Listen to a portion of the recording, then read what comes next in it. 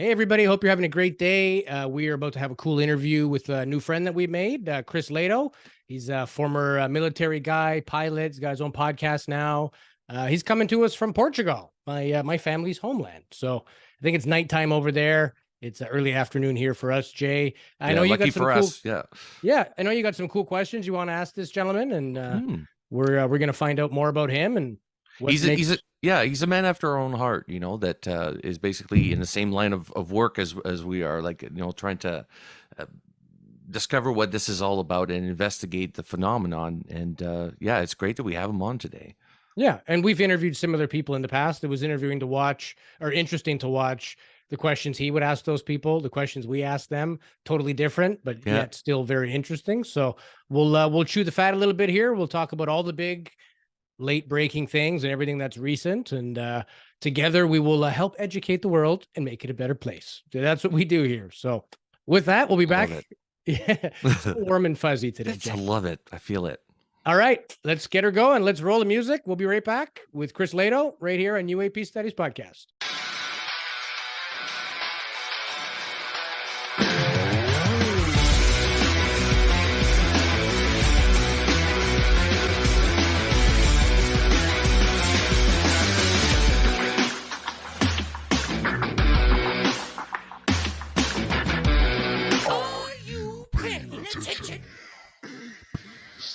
Welcome back to another episode of UAP Studies Podcast. My name is Louis Borges. Joining me as always, my best buddy and co-host, Mr. Jason Gilmet.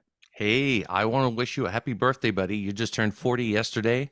It is April 16th today we're recording this. He was trying to sneak by and not let me know it was his birthday, and I caught on. I'm not a big birthday guy. No? Ever since I grew out of it being not cool to have a party with your buddies anymore, I never really... But 40th is a big deal.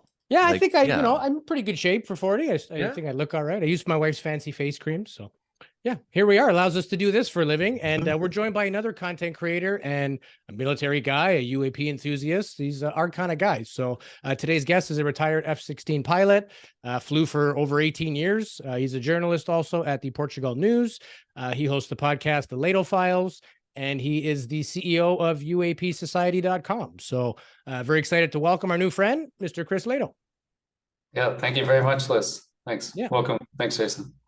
Thanks for being on the show. So for our guests our audience that may not know about you, maybe just briefly tell us a little bit about yourself, your military career, and then how that led into now producing your own show about UAP and high strangeness. Yeah, definitely. I grew up in Houston, Texas. Didn't want to live like a normal suburban lifestyle. And I sat next to a guy in physics who told me about the Air Force Academy. And it sounded like an amazing, adventure or something different. And it was challenging. And so I went there actually, and they just told me it was quite difficult, very difficult and terrible at times. And they're just like, yeah, go ahead and quit, just that's all you have to do. It's quite easy. And that's all they had to say, and I'm like, I'll quit when you kill me, so I made it through there. And then went to had a great time at the Pensacola. So I went to Pensacola after that. You get these for Navy pilot training. So you can select your pilot training. One of the benefits of going to the Air Force Academy is when you graduate, you get first slots at the pilot slots. Because there's different commissioning sources into the Air Force. You can go ROTC, where at these normal universities will have ROTC programs, which is basically little military programs there, and they'll give you scholarships. So I had friends that went to normal schools actually, and then when they graduated, they ended up in the same position, except the Air Force graduates get first slots, or at least when I graduated, at the pilot slots. So went to pilot training. I chose Navy pilot training again. I don't know why, I just can't do anything mainstream, it grates me. And so chose Navy pilot training, which is, supposedly not as good. Of course, the Air Force would say it's not as good. It was better in some ways and worse in others. But went to Pensacola, did training. I was originally going to be a C-130 pilot. That's what I wanted. It'd be cool to fly around with a crew and travel the world, etc. And then I had a simulator instructor. I remember he was like this old crusty Marine dude. And he's like, why the hell would you want to do that? And I'm like, well, I don't know. He's like, you have a chance, son, to fly, fly fighters and blow shit up. I'm like, damn it, you're right, And so I agreed. I made it. You have to get selected. You have to be good enough to go to fighters and then want to do it, And so I signed up for it and made the cut, and then went to pilot training in T-38s, and that was in Enid, Oklahoma. Yeah, you don't need to go and visit, I guess. So Enid, Oklahoma, went there and went T-38s, and then was lucky enough to get selected for F-16s. You basically put in what you want as a fighter. And incidentally, there I got to, in my pilot training class was Rajachari, and he was just the commander. He was actually the commander of the ISS on this last rotation they did. Rajachari, amazing guy. He was in my pilot training class. So long story short, went to F-16s and then went all around the world. Met my wife at my first basic in training in Phoenix, and then she was basically came with me all around the world, and ended up after 18 years flying, etc. Ended up in Spain. I was the commander of a tactical leadership program, which is an amazing program in Europe. It's basically it's an educational program, team building program, where there's basically at the time I think there was 12 nations part of NATO, and they send fighters there, and then we do like this team exercise where you fly these large force engagement missions. It's just so awesome. And then you like go and drink beers at night, and then the next day you just wake up and do it again. And that was my last assignment. Really enjoyed it. We loved Europe, and then decided here to stay in Portugal. And that's kind of how I ended up living here with my family, retired as an F-16 pilot, needed something to do. And, like you guys, I think I just had a creative itch. I don't know. I just have something in me that needs to yap about it or something, and to create content and get it out there. I just have always seen a lot of, I don't know, incorrect, or I think things that are inefficient or dumb or just plain stupid. And I want to contribute, I guess, to the large neural network that I think we're all a part of. So I wanted to get your thoughts on military people, their experiences, but also kind of the opinions that they're left with. And we've interviewed a few. We've had Sean Cahill, Kevin Day, Ryan Graves. And when you ask them what their thoughts are, like Sean Cahill, for example, him and Lou Elizondo were very like, hey, this is a somber, may not be cool. Ryan Graves is like, I don't know, but I want to find out. And Kevin Day's like, they love us and care about us, and it's a good thing. And, remarkably changed from his experience. Have you noticed that, or do you have any thoughts on why the variance within the military? I don't know, actually. I guess I didn't know that Kevin Day thought that. I thought I guess he'd had negative experiences from the people. Yeah. So I guess the people treated him. I didn't. Yeah, I actually have never. I haven't interviewed Kevin Day. I didn't know that. So that's interesting to know. Yeah. We had him a couple of weeks ago, and he broke down. He cried on the show, and I said, "Now, Kevin, what's the trauma from? Is it from people, the way they treated you, or from the phenomena itself? Like, kind of rattling your world?" And he's like, both. He's like, and I think he's gone through the full array of emotions, but now he's of the opinion that it was a good thing. They're, they love us, they care about us. And then some other guys are very much threat narrative, not cool. We need to know, if there's stuff in our air, for one, but if it's maybe not from here, that's an even bigger deal. So maybe it's just based on the experiences they have. If somebody had a negative experience, they're going to carry that baggage. But I was going to say, not only on our show, but Chris's program, you see people, for better or for worse, they all have experiences. They all have an emotional response to what took place, whether it's negative or positive or neutral. But it's weird. They all have an emotional response to it, which is important. If somebody's telling you a fib or a lie, they wouldn't be that emotional about it, right? Usually they're quite disconnected. But these guys it's an emotional impact that they've had. So even, watching Chris sometimes and the people that he interviews, it's like you can see there's something there. Like these folks have actually experienced something enough that it creates that emotional response where, how many years later since the incident, and Kevin's still emotional about it, right? So yeah, it's quite fascinating. Do you have a preferred subject matter, Chris, that you like to discuss? Do you like to go one way or the other in terms of the phenomena? Well, I guess we just had released the recent video where it was the single source out in Australia. I called it the Narindu Plasma UAP, just because I had a chance to name it, and I was like, I want to name it something cool, like out of Star Wars or something. Sounds like it, yeah. and when you first see it, it looks like a flashlight, but ultimately at the end of the day, like after it was 3 months, you get all these compelling you're trying to figure out if it's fake, basically I look at the interview at the video, and I'm like, okay, but at the end of the day, anything can be faked, literally anything. Yeah.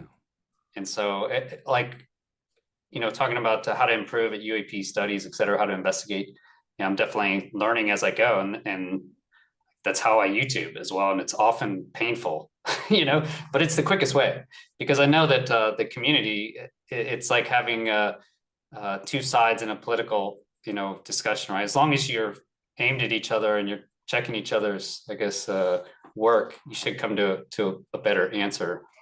But in that case, yeah, what do you do? It's single source. Nothing really can prove it. It seems like a compelling interview, but I post it and I got a lot of comments saying like, I'm moving the discussion backwards. It's, and you mentioned maybe at the beginning where, your UAP Studies podcast, excuse me, is more focused on scientific efforts, So I guess would you guys not publish that video, or what do you guys think? We get flack too. We had an experiencer on last week. We don't do many just because of the fact that it's hard to corroborate. But if you just chase lights in the sky, you only get so much. So we thought, let's talk to some people, hit every angle we can, right? The burden of proof is not on us. It's on the observer. Take everything in and make your own judgment, right? So, but yeah, we had people that say, hey, it was nice to see you guys went down that avenue and talk to somebody, and other people saying, we lost credibility because we let some guy tell his story, right? So we're not promoting anybody. We're not getting paid by these people, or, there's no benefit to us. We're just saying, hey, consider this. And if we want to make this like an encyclopedia series, you may not enjoy every chapter, but there will be a chapter for you with specifically what you want. But yeah, we notice it too. If we stray too far off of what we've done forever, we get some flack. And then if we don't stray, people are going to say it's the same. So I don't think you can ever make them all happy. And even to your point about your video, I would have published it like it was a good video, HD. I mean, it's high quality, and even you actually broke it down and showed different clips of lights, at different shutter speeds. That the light intensifies. A green light will become white, a red light will become white, right? But in the video, you can actually clearly see the differences between the colors in an HD format. So it was intriguing, and I would have posted it myself. I think there's something there. And if it's a flashlight, you catch on pretty fast that it's a flashlight, and flashlight doesn't behave that way. There's some similarities, but not to the way the video was. Yeah, I think it has to be a dedicated hoax, and that was kind of I guess that's what I went with. If I just found this video online and there's nobody there to answer anything, you see all these videos on YouTube, it'll just be some video, and there's no links, there's no discussion or notes or anything, and for that, you're like, obviously I wouldn't have taken that and published it. Right. But here's like, there's this person who will answer any question I ask, in seemingly good faith, who knows, and I'm not paying him. Right. And so it's like, what is the benefit there? Am I just getting totally hosed, or, it just doesn't make sense. So it's interesting enough to look into it. But I think it does highlight that at the end of the day, even if he's legitimate, fully legitimate, I can't prove it either. It's impossible to prove that it's real. It can only be proved that it's fake, is what I found. So it's impossible to prove that it's real. So what we really need is, it kind of highlights what is necessary to prove something is even real. And I think you just need multiple videos from the same thing, and as many as you can, human witnesses is I think, single source is just never going to do it. No. And you mentioned this gentleman goes by the name alias, I think, Michael, but there was somebody else that was with him when that video was recorded, and you said you haven't heard back from that person yet, have you? And that's also, I figured also publishing the video, getting it out there, and if it's done in a good manner, then that could possibly encourage her to contact me in the future.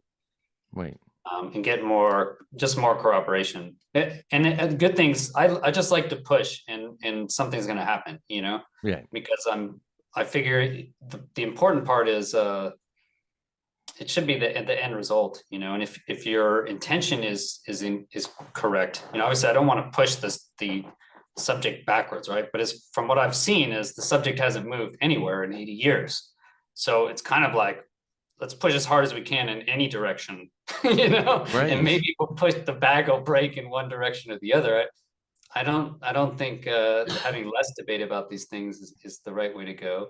And I've already learned a lot just in terms of investigating. I learned about right away, I'm going to get metadata as soon as I can, or make sure I get the original film or video with the metadata in it, which is just basically like notes that tell you when it was taken according to the camera, the data in the camera system, and the shutter speeds, and basic things like that.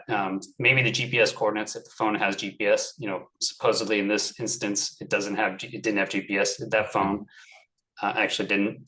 So I would get the metadata right away. That being said, you can easily fake metadata, right? So you can easily just go in there and you can edit the metadata, and you can change the metadata. So again, what I've learned is at the end of the day, it doesn't really, I can never prove it real, but getting more data would filter through the falses. It could filter through the fakes, because it's another hurdle that they have to follow. It's another little data point that you can, layer over all the other data points to make sure it lines up. Right. Yeah, for sure. And I've heard you say that, the breakthroughs in science come from the fringes, right? Yeah, like discoveries always. are made from those outliers. So if you don't look at different things and, reason all of it, you're not going to find new information. If you just keep looking down that same rabbit hole, you're going to keep getting the same answer. And I watched a portion of one of your episodes where you were going through the Arrow report, and you were saying that basically it's a limited data set. They're not factoring in everything, and you can't do good science really unless you look at everything. So I wanted to get a little more of your thoughts in regards to that. I think 100%, if you collect enough data, I really feel like we can kind of see through a lot of or you can get a better idea of the big picture. Like let's say we collect enough data points, and let's say all of those like UFO reports, and all of those UFO reports are fake. That is a very useful data point to something. There will be some way to leverage that to figure out that information, right? You have to have data to actually do anything. Yeah. Having no data is just like you're just in the dark. You're just roaming around in the dark. So you need data, even if it's fake, right? Even if it's fake, it's real data. It's fake data, but it is a data point of something, right? Even if it gives you an idea of just mental psychosis, even it gives you an idea of who are the people that are faking UFOs, or what are the methods. So in that way, I figure I do videos because I want to get to the end answer, and I publish a video every week. So I want to if I can learn every week, then it seems like, if it goes on long enough, then I'll get there, if I can't investigate it well now, I'm never going to get better unless I start investigating cases and publishing them, and that's really why I figured even with this, I have to publish it.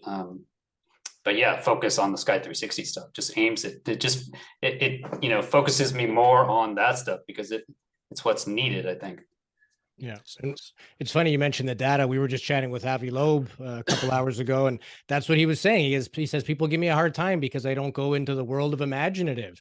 He says, but science does not have an opinion. He said, everyone's entitled to an opinion, but if all you're going to do is fight over whose opinion is right or wrong, you never get anywhere. If it's math, it is one answer. That's it. No longer can you have a say and I have a say. The data is the data. So he's just blindly focused on finding irrefutable evidence that nobody can throw stones at. So, we joke around and egg with them and we're like, is there a real UFO guy in there? Is this just science or what? But no, and he laughs, but he comes back to the point of how important it is to just stay data focused, because eventually you will find something, and so, even hearing that at the upper echelon, there are people that are trying to simplify it, kind of like we are, whether it's putting out content, talking with interesting people, whatever, to your point, if you keep going long enough, eventually you're going to get there, right? So I also think that one of the key points, when Avi Loeb talks about data, though, he doesn't take into account like any of the witness data. Right. What about all of the thousands of, anecdotal accounts of these craft or of these sightings or abductions, of these experiences? What did he say about that? Does he even take those into account? I don't know. Well, we tried pressing him on that. He's been on two times, and here's the thing: there's enough anecdotal evidence on the UFO subject. You could win a trial in a court of law, but in the court of people's opinion, and in dealing with things like religion and politics, you can't just interject with more opinion. The only way to get people to unite is with facts. So he sees it as a diversion from getting closer to the truth. The more we discuss anecdote, let's just worry. And like some people say, hey, you can't just focus on lights in the sky. You got to talk to the experiencers, which I agree. And he's saying, screw the experiencers. You can't prove it. If I focus on lights in the sky and Galileo Project gives real evidence, we're good. Like, I will have stuff that nobody can then break down. So it's not like he's throwing out that portion, I don't believe. I just think he's more focused on things that people can't throw stones at. And he's good at being, playing it safe too, because he is a Harvard professor, an astronomer. He's got a big reputation and he's working on a lot of things. So he didn't really give us a straight answer to answer your question, but he's more convinced that the data alone will lead us home. But to your point, I think we should take in the witness account, because again, if this was a court and you had 25 or 25 million witnesses, it would be open and shut case. But even like within the subject of that, you have like the Department of Defense or Congress has that, what are they called now? I have a hard time with their acronyms. I can't keep up with them, but their investigation into UAPs, and it's an all domain thing, right? Like, so it's space, air, and water. Arrow. Thank you. Yeah, all domain anomaly resolution office.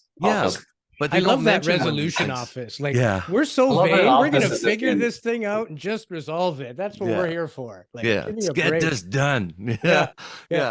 But no, even with their reports, they don't mention when these things land, right? There's no mention of that. And then what about the interactions that people are having or saying that they're having with these occupants of these crafts, be it good or bad? They don't mention that at all. It's almost like we're willing to investigate if they're real, but we don't want to address all these other subsections that come along with the possibilities that these things are real. And there's a lot to it. How far down the rabbit hole have you gone, Chris? Like, where did this lead you, like, from start to now? How wide is your basically opinion on this subject? Like, how much growth have you had? Yeah, I mean, a lot. I think 180 degrees. Yeah. Well, I went from believing that there's nothing past the material realm, to being like, well, that doesn't make any sense. And once you say, well, that doesn't make any sense, and backed by physics, apparently, once you, I guess, come to that realization or consider that or believe that or whatever, then, there's the extrapolations are almost too much, That's why I think you mentioned, Lewis, you were talking about the variation in thoughts on the matter. And I think there's just, because nobody knows and the truth, I think, or we don't know at least. And so your extrapolations just get so crazy. Yeah. And we become a target because they always say, never discuss two things with your close friends, religion and politics. And this topic is on a knife blade for both, because if there is alternate life, that might shake some fundamental religious beliefs that if it's not written here, it never happened. And if it's true and the government has known about it and choose to conceal it, there's major government and political implications. So we're one toe in, one toe out on two very polarizing topics, but yet somehow we find unity. Even the people that agree and disagree, we don't go to war over it. We seem to handle it better, even though don't go on UFO Twitter, because it'll show the worst of humankind has to offer. But it also shows the passion behind this. Like, we really want to figure it out. there's guys trying to put a wooden peg in a round hole, and there's people searching in the desert for water, but the passion behind it, it's changed so many people's lives, motivated. And I mean, you talk to any witness, they really don't care whether you believe them or not. They know what they saw, even if it is psychosis, right? It's hard to speak to somebody when their mind is that well formed. So I do like the scientific approach, but it's hard not to imagine and have your, if you go where the data is, and we interviewed Jacques Vallée and he's changed his mind a dozen times. Yeah. That's the only way you're going to get closer. If you just throw out the inconvenient truths, you're not really doing yourself a favor, right? Exactly. Yeah, and I guess I have that luxury. You kind of mentioned Avi Loeb. He has, he is limited by a lot of things. Basically his position, his background, his career, and he's leading the Galileo project, etc. So yeah, he is limited. So I can definitely see that. So I'm not. So it's awesome. I've set it up. I should even probably take sponsors just to make a little bit more cash, but I don't. Because I don't want to. I spent 24 years, in the Air Force, under the man's thumb. No, it was the Air Force was amazing. I did really love it. Yeah. But your Air Force time. Your Air Force time sounds a lot like Top Gun and Maverick. Just you had a blast flying, and you had all these opportunities and stuff like that comes in. Just out of curiosity, side question, has nothing to do with UAPs, UFOs, but how realistic are those movies? Just because some of those maneuvers, I think there's no way they could pull it off. So I'd like to ask somebody that's actually flown an F-16, is this possible? Yeah, you should. If you like the Top Gun Maverick movie, I loved it. You should check out my review video I make on it. Yeah? Okay, I'll check it out. I spent a lot of time on it. I was like, this video is gonna do awesome. It's a great video. I watched it again. I mentioned it on another podcast and then watched it after, and nobody watched it. It was like, really? People were like, we don't care. I spent all this time. No, whatever. I mean, but it's a great movie, and they did a great job in that movie. Actually, the realism. Yeah. I mean, it's obviously Hollywood, and that's not actually how it is, but it's a the book perspective of it. There's definitely many of the elements are real. Yeah, I go through a lot. I took notes when I was watching the movie, and we watched it again. So we liked it a lot. It's a great movie. I thought it was really well done. One of the sections that for me linked it to the UFO stuff was when he was in that really fast plane, and I think he's flying at Mach 9 at this point or something. It's ridiculous, but for him to be able to turn, it would take him an entire state, and I forget which state they mentioned, but it would take him that much space to be able to make a turn. And these UAPs and UFOs that pilots like yourself are reporting go from one direction to a right angle right away and never lose speed or momentum. It doesn't take them a long time to do that. They could just do it on the blink. As somebody who's flown planes as much as you have, like, what would happen to you physically with the current laws of physics as we understand and experience them? What would happen to you if you were aboard something that's able to do that? Yeah, I mean, I guess the limit is 9 Gs for aircraft, a human in an aircraft, essentially sustained. Right. So you're not going to be able to pull more than 9 times the gravity, which is how fast you can turn, essentially. How fast you can accelerate. It's really how fast you can turn.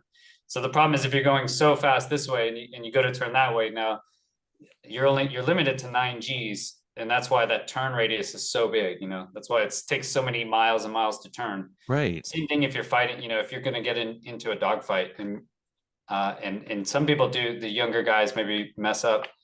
If you merge with them and they're going supersonic, the problem is your turn circle gets much, much bigger when you're supersonic, so if I'm at 0.98 Mach, I'll turn right behind you. If you're going 1.0 Mach, actually, you'll just be way out in front, and I'll just turn right behind you and shoot you. So, wow.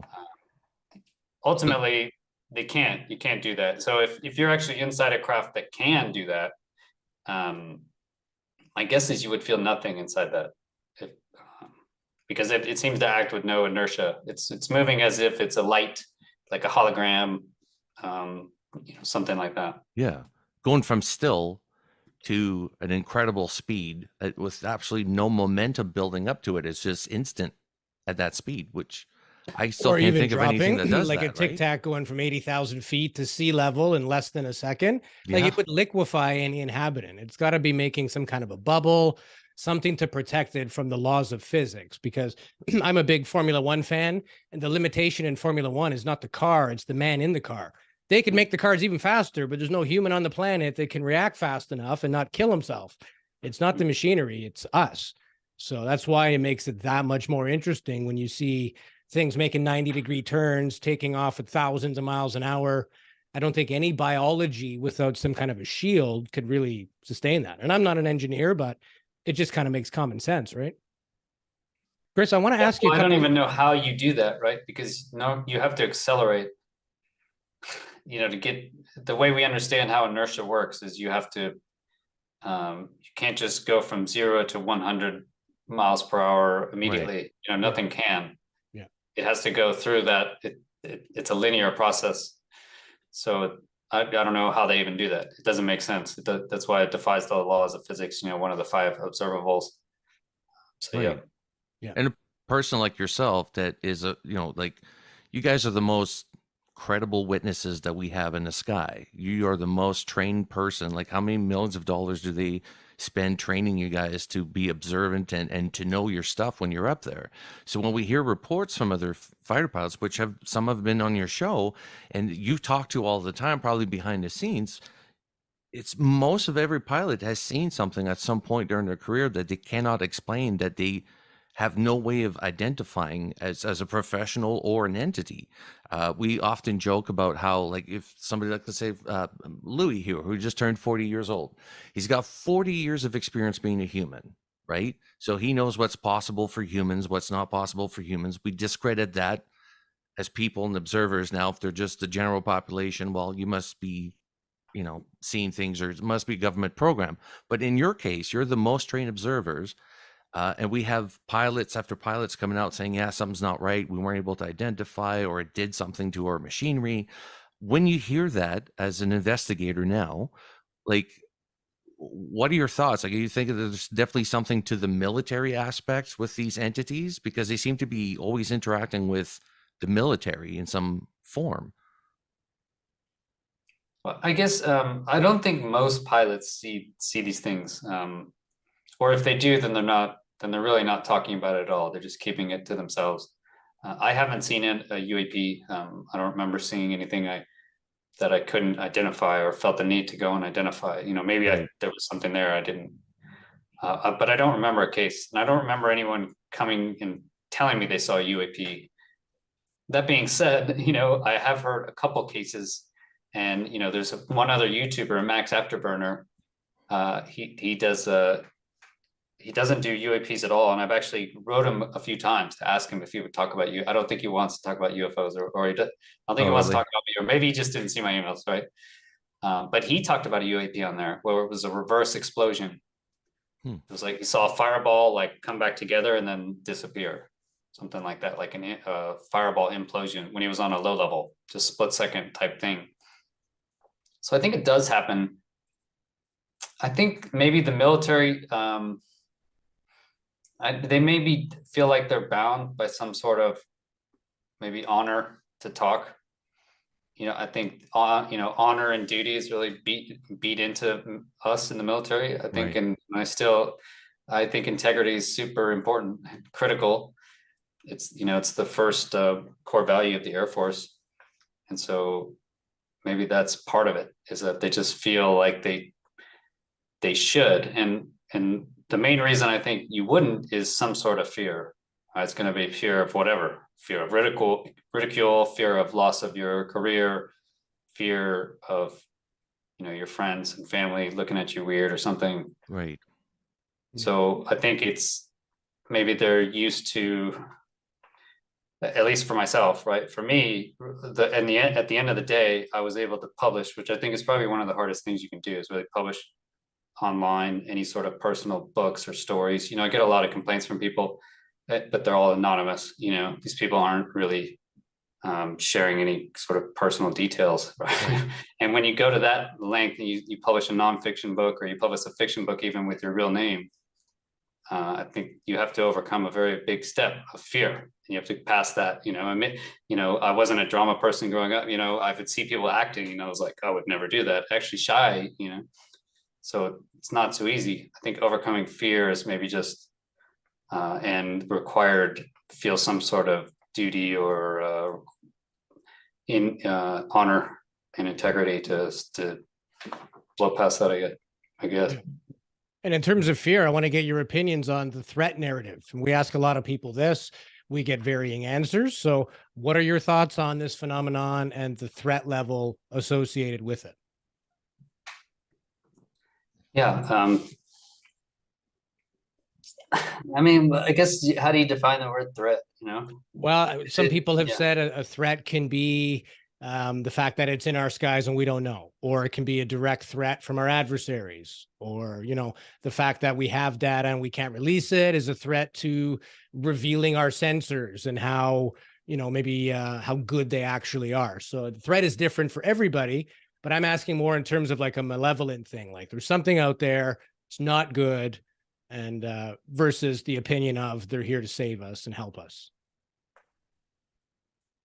Yeah, I guess, so a threat really, it comes from a lack of knowledge, I think, Right. Is really, you don't know if someone else is going to attack, right? We don't know if China is going to attack the US. We suspect it, right? Even though I'm more worried about the US attacking.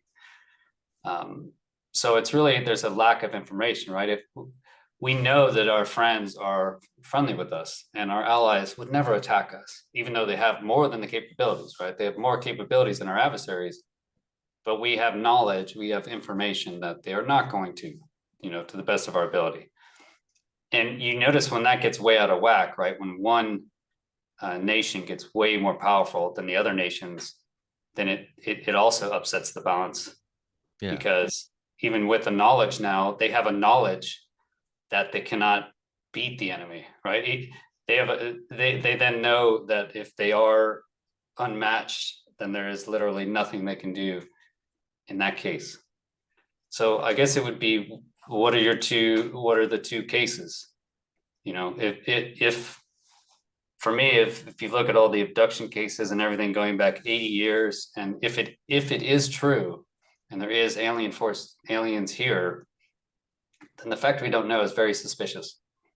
And so it's either they're hiding it for our benefit or they're hiding it for their benefit, right? Yeah, and right. So I think it comes down to that question, if they're here, because you have to look at your threat tree, right? Okay, if they're not here, no threat. Okay, no worries. All right, if they are here, so we need to figure that out first. Then the next thing is, are they here to help us? Or why haven't we heard about them the whole time, right? Because ultimately, we can scrounge around all we want and get these witnesses, but if it is going on, the fact that we don't know is a really bad indicator that it is a threat, right? And at any rate, we would have to figure out the first question in order to go to the second and say, are they here to help us or not? And what I hear, and I guess I'm in the undecided camp because we lack the information. So how can you say it's not a threat if we don't know those key pieces of information? But then how can you say that they are a threat if you can't prove any, I guess, actual harm? And there's two threats. I mean, it's the threat, like their threat, and then our threat, meaning how we react to their existence, or if we possess their technology, what's the purpose of our reverse engineering? Is it to propel humanity into a better age, or is it used for warfare again, like we always do? Every time we discover anything like gunpowder or, microwaves or explode, it's like, how can I use this to kill another person? That's how we create our technology. That's what I'm more aware of these days, I guess, is that in our hands, this technology is a threat to us. So even if they don't mean it, just the fact that we would have some of their technology, it's a potential threat for humanity. Just look at what we did with nukes. Mm-hmm. Like, how many nukes do we have now in the world? Like 10,000 nukes, or like, it's a ridiculous sum of amount of world destroying rockets. and they're just waiting there, just sitting there. It'll be the same thing with their technology. That's what I'm worried about, is what are we going to do with it? Because obviously they can handle it by the way that they're maneuvering in our skies and water. They're able to handle this. We are not capable of it. I think we're not probably mature enough for that technology. That's my biggest issue on this whole reverse engineering thing, because it's great if we can create things that benefit humanity, but that hasn't been our track record as a species at all. That worries me. I think that's an aspect of ufology we never talk about, is what do we do once the proverbial shit hits the fan and the truth comes out. There's going to be a bunch of repercussions, right? So that's some I'm a little bit more worried about. I guess I am, but I'm also hopeful, because I think we're in a unique time in history where I think technology's reached a point. I think we've essentially globalized. And I think we have a large enough kind of neural network built with the internet now. And now I think with ChatGPT and all these other AI programs coming online, et cetera, that we won't actually be in a scarcity environment. I don't think we'll be in a resources limited environment here in about 5 to 10 years, unless America does something stupid, right?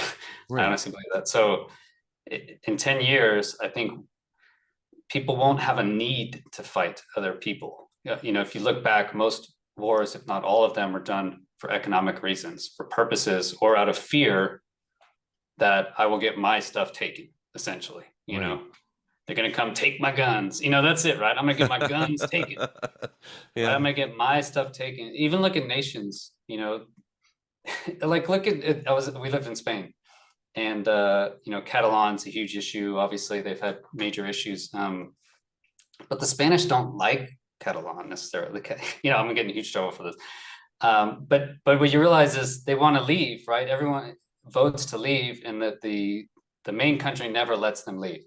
Look at the United States. That's what's the first Civil War was essentially, was fought over the South wanting to leave the Union, essentially. Slavery, yes, but fought over leaving. Luckily there was no violence or everything, but look at the huge upheaval caused by the UK leaving, right? Yeah. Because you could sign up, when you sign up, of course you can leave. You can leave whenever you want, but man, they made it a pain in the ass, didn't they? Yeah. Happened in Canada too. Yeah. Jason will know better than all of us. For it. Quebec wanted to separate, and we didn't realize that wouldn't work, but we had a referendum and they voted. It could have happened, right? Yeah. Well, on the verge. The geopolitical system can change overnight. It's crazy. I think I'd rate is how mature is your country, right? If they voted and that happened and there was no really huge war and everything, I'd be like, man, yeah, they're better than us, like they've done it, they figured it out. I think countries are the problem, and just like every other organism on this planet, I think they're gonna do what all organisms do, and so they don't really care about us. Yeah. I wanted to go down the woo hole for 1 second here and just get your thoughts on things like cryptids and poltergeist and hitchhiker effects. Do you have any opinion one way or the other? Or, are you familiar with these type of things? I don't know what a cryptid is. What's a cryptid? Bigfoot, Skinwalker, Mothman, anything. Bipedal creature, not even as far Mothman, as I don't can think understand. just like legends and tales of creatures that have half a foot in this realm and half a foot in the other, shapeshifters, kind of some of the things people have theorized happening in Skinwalker Ranch, things changing form and Bigfoot and messing with us. I mean, I haven't looked into it really much more than, a few weeks watching videos over my 2.5 years, probably, Yeah. I don't, it was almost like too far in the woo, like there's like a woo ladder, I think. And I think Bigfoot's like towards the end, just because it has such a name. Watch all the movies. Like I've been so stigmatized, like that. So stigmatized against Bigfoot that it's like, am I really investigating Bigfoot? And that you have to step that line, and I'm sure I will, because it makes sense that you would have some sort of interrelated portals, timelines. At least there's an argument to be made that you could have some sort of primates, or maybe that's an alien. Maybe aliens look like Bigfoot, and that. It's like their dog they just let out every once in a while to go to the bathroom, We just happen to spot it, right? Who knows? Well, we were polarized, Jay. I've always said I think there's a chance of Bigfoot, and you were like, no. And early on in the show, we were going to talk about it, and you're like, no Bigfoot. Then we chat with George Knapp. I'm like, hey, George, what do you think about Bigfoot? He's like, oh, yeah, there's something there.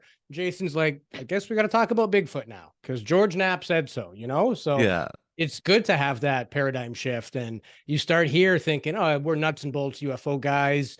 We're going to figure this thing out in no time. And next thing you know, you're delving into consciousness and cryptids and, remote viewing and just everything. And it's like, wow, the deeper you go, the more you find there is to go. And there is no floor to this thing. So don't be scared of the Bigfoot. That's all I'm saying. Don't be scared. We're not a Bigfoot show, but I don't think Bigfoot will hurt you. Just go with it. Yeah. So that I just haven't researched it. Actually, I talked to DJ and he's like, to all, given all these case examples, etc. So yeah, I just haven't researched it. I'm hugely interested in the remote viewing aspect and the meditation links with the stuff in Mount Wilson Ranch. Yeah. With all, the Monroe Institute, spoon bending. Yeah. And then related to life after death. So NDEs. I don't know. I got on like this NDE kick. Did that just come onto YouTube, or has it been there for years? No, I think Leslie Kane has been talking about it for a while. Experiences and things like that. But exactly. To what you were saying about remote viewing, though, I chatted with somebody. I can't mention his name. Used to work for the program, and he's talking about like remote viewing the moon. There's stuff there, underground bases. When you do these astral projections, sometimes the entities you're looking at become aware that you're there, and just like blew my mind. It started as just a casual question. Next thing you know, we're 4 hours into it, and I'm just like, this is unbelievable. Like, I don't know how you would prove any of it, but it seems like there's a lot there. I think we have more of a weapon than we think, and we can use it in any way that we like, for good or bad. And to your point of near-death experiences and consciousness and all that, that's another polarizing thing. People are like, no, keep it UFOs. Don't talk about consciousness and all that. Yeah. You can't anymore. It is too closely linked. Too many people telling us there's something there. We don't know. But again, go outside, go to that fringe, take it all in, and kind of make your own observation, right? Yeah. And I was going to ask you, Chris, like with what Louis just mentioned there, what have you found since you started this, YouTube channel and investigating? Like, what have you found has changed for you in the last few years? Like, have you had any opinions change on any subjects or topics, or were you introduced to something that you didn't think of before? I think probably what we were just talking about is going to a remote viewing angle. Right. Like you guys said, you start as nuts and bolts, scientists, at least in college, etc. And then what you find is where is the evidence leading you? And then you're like, well, is it my own bias, or is it and I'm like, well, I don't know. I keep ending up back to, looking into this consciousness aspect. And I think that's where Avi Loeb will miss a lot, if he's not, at least maybe if he's not saying it publicly, if he doesn't consider it privately, is that what about all these accounts? So if it, I guess what I'm thinking is that there's no real, we don't firmly understand our current reality. And if you look at all the, like the NDEs, right? If you look at it, they're all very surprisingly, shockingly similar. I don't know if they're edited that way or something, but it really leans towards what all of our religions have kind of been held captive to the humans, maybe something, is there some beyond life reality? And this is like a made up sort of metaverse. They say in the NDEs, this is like a play or some sort of metaverse. Well, I mean, thinking about that, it does make more sense to me, because I just can't understand, if you look into time and how it works and the hard problem of consciousness and experience and all this, I just can't understand how you and me right now can be having this conscious experience, but then at some point in the future, it's just not going to happen. And that's always been an issue for me since I can ever remember, is I bet if I think, therefore I am, how the hell is that going to stop, I guess, is, and what was it before? Right. What was your consciousness before? So is it, and then if you're nothing before, then how can you be something now, and then you're going to be really nothing later? It just never made sense to me, and it still doesn't make sense unless all these NDEs are some sort of reality. Yeah. And growing up, religion was also the same thing. Didn't make sense to me, but everywhere you look, someone is religious in some way. There's some manner, there's something there as well. And they're also surprisingly, shockingly similar. So it's almost like they're different languages for the same kind of concept. The religions are kind of different languages for the same concept of whatever this existence is, or following existence.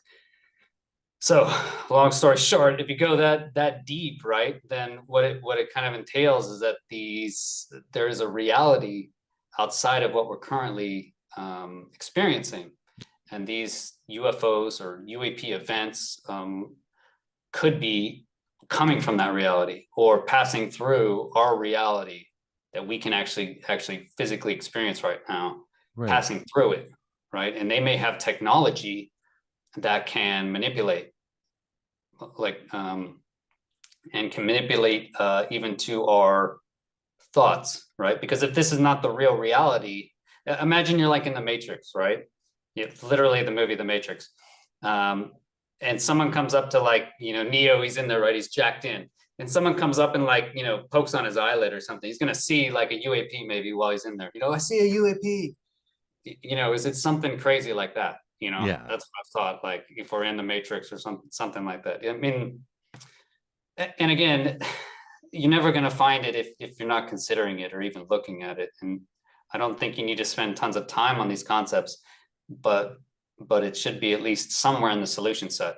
You mentioned that, like I say, Luis, is that you're always going to have, or most breakthroughs in science have come to the outliers. So if your scope's too small, then you're never going to get to the right solution. And we don't know the base reality. So our scope should not be small. It should be very, very wide. You mentioned how wide have you gone in it, Jason? It's very wide. So I'm trying not to spend too, I don't want to waste people's time. But I do want to consider all the options. Well, even Sorry, I was just going to say, the thing I find cool about this whole consciousness is we can perform very basic experiments that yield a result. We don't know why or how, but for example, like Dean Radin doing a random number generator tests, somehow or other, it works. If you focus on making more ones than zeros, it does. Or if people are trying to affect something in a hermetically sealed device somewhere and they're trying to, prove entanglement, it works. Or like the slit test. As soon as you observe it, it changes, and they're getting a glimpse of what happens from potential energy into matter and that sort of whole Planck scale thing. So we can recreate this at a tiny, tiny level, a very archaic way, but it still points to there's something here. So I don't think we need to get more chalkboards of formulas. We need to simplify what we already know. And maybe some of the most basic things will yield the actual answer. And if Avi Loeb is right in what he told us a few hours ago, he thinks he's figured out that missing element of dark energy. And that's insane. People have been looking for this for decades. So he's going to produce something in a week, he says, one way or the other. So we are right there in terms of potential big news for everything, and if somebody finds a big, discovery in science, maybe that will aid this UAP search as well. It can't hurt it anymore. And as you mentioned earlier, Chris, we haven't really made many strides in 80 years. So let's step out of our circle a little bit, because what do we got to lose? Yeah, I think you hit local maximums. Right. Technology goes through local maximum jumps where you just can't get there from here. Look at the electric car revolution that's going on.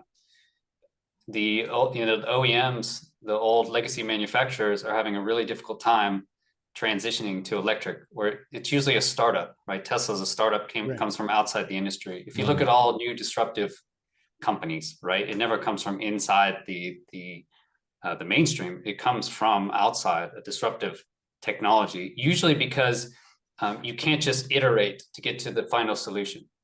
Basically, you can start with a gas engine, but you can't just keep iterating a gas engine and make it better and better and better and end up with an electric engine, Right. Like the technology, the starting assumptions, the whole everything, how it works are just completely different. Right. So that's what it's not in your solution set, right? You're ruling out only electric engine because you're just going to continue iterating. It's like a spiral, it'll just keep iterating, but you're never going to get over here. Yeah. And so I think that's probably the biggest issue, is that we're in just a local maximum where everyone's just accepted that this is the most we're going to ever learn. Obviously there's nothing there. We haven't learned it so far, so it's not going to happen. And usually what happens is it comes out of kind of left field. Everyone's shocked by it, and it's simple. I believe it's going to be, the answer is going to be simple. Yeah. It's not going to be complicated, as complicated as we make it out to be. Life and everything is already just ridiculously, amazingly complicated. But I think just dark energy, I think what we're going to find in dark matter is that the starting assumptions are just so ridiculous. They're wrong. They're just so wrong. And you look, they're finding it out every day, right? Look at the James Webb Space Telescope. I'm so pumped. I can't believe like the 310 single points of failure or miracles or whatever. I can't believe that thing's out there, Yeah. Yeah. If there's multiverse, there's certainly many other, universes where it's not out there, but it got out there. And so what it's showing is that the Big Bang, which I thought was also one of these things that sounded like BS I've thought that for 2 decades. I've been ranting against the Big Bang. And again, people think you're crazy, but if they look now, and now James Webb is showing us that it's almost, I think, 200 million years after the supposed Big Bang, that galaxies, they found a galaxy fully formed. So basically that means that the Big Bang is not correct. Like that theory is blown out of the water. Right. Yeah, because it takes more than 200 million years to form a galaxy. It takes billions, right? In their current argument, it's, first the hydrogen formed, and then the helium. This made up argument, this made up story that we believe, right? That you can't say that you're against. They're finding out it's not true. It's blown away by the James Webb, and because the galaxy, they're finding fully formed spiral galaxies bigger than our own Milky Way, 200 million years after the supposed redshift ends. That's again the universe is expanding, right? This other idea because that's what fits the math, right? That's what fits our math models. Yeah, is that the universe is expanding. I'm not saying that it's not expanding, or I think it's not expanding. I won't be as surprised in the least if we find out it's not expanding as we understand it, that space is not expanding, that it's just some other weird concept that we're not even considering. Sort of like science, and the way we understand it's almost like grade school for elementary, kids. Like, as I remember, my daughter would come home from kindergarten and she would show me the things that she learned at kindergarten, right? And it's cute, but that's the stage that she was at. That's her world. That was her understanding. And then as the years go by, every time they're at a different level of understanding and scientific awareness, she comes home with different stuff now, like, hey, did you know this and this and this? And it's really cool. But I keep thinking about us as a species. We're relatively new to science, like we just discovered that stuff.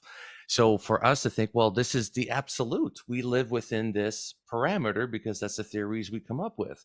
Where in fact, we're not even at grade 1 right now. We're still, we still have to graduate and learn a lot more to get to where I think this phenomenon is leading us, which is a little bit above our pay grade right now, but at least we're aware of them.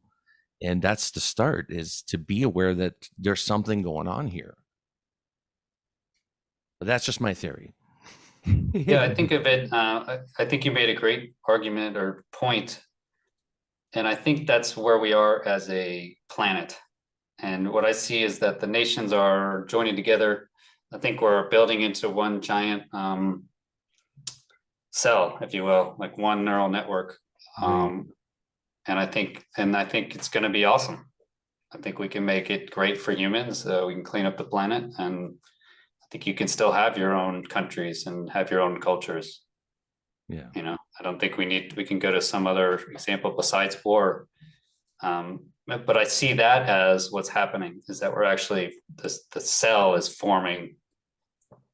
And I think we're going to find we're surrounded by many other probably billions of other cells, very similar to ours, Right. maybe even in a similar timeline. You know, if you look at an organism like your body, when it grows, all the cells around it are probably around the same age and structure. So we could be surrounded by other worlds, other, literally billions. I would be optimistically surprised. Yeah. Especially if they had a 1,000,000-year head start or a 10 million year or more. I mean, where would we be in 1,000 years from now based on the last 200 years of industrial revolution? We can't even imagine that, right? I think we're in the fastest revolution that's ever going to have happened. Yeah. It was my 4th video I made on YouTube, basically from ARK Invest. I don't know if you've heard of them. It's a US firm. They're an investment firm, but they write good articles, and they wrote this article on basically the 5 innovative technologies that are happening right now. And they list them out, and they say each one of these technologies is basically as impactful as the telephone or the internet. Wow. They list them out, and this is really the first time where 5 in a row have really matched at the same time. And it's all powered by AI. So AI is the first one. Blockchain is the second one. It's like your verifiable digital contract systems. Yeah. Then you have battery technology, and robotics was that 4, and genetics is the 5th. Right. So that's what they said. And I thought it was amazing, because if you look at that, you have AI is like your processing, your thinking. Blockchain is your memory. So that's like how you store your memory systems. Your robotics is your mechanical movement. Your batteries is like your energy store, like your fat storage. Mm-hmm. And then your genetics would be, that's how it would link. It would link to consciousness. So basically, we're building like a super being, if you think of it,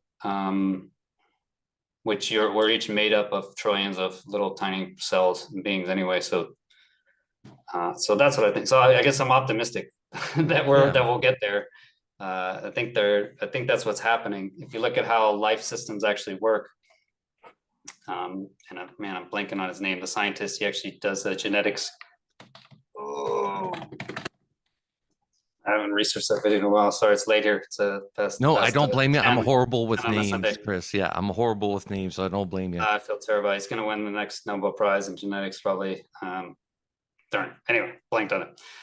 Okay, so anyway, what he found is that if you take a frog, right, take a tadpole, right when it comes out, before it's developed, and you squiggle the eyes and the mouth and everything around, right, like manually, what'll happen is the cells, they will actually know how to reform back into the original frog tadpole shape.